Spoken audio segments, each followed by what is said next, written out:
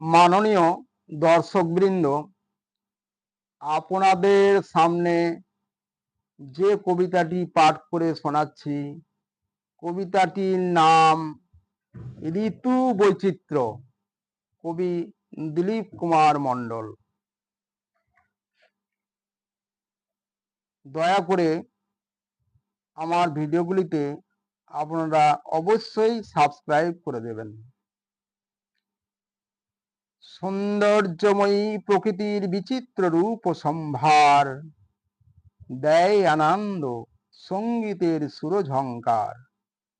ঋতুতে প্রজ্বলিত প্রস্ফুটিত বহুদূর, অনন্ত অফুরন্ত সৌন্দর্য বৈচিত্র্যের সুর।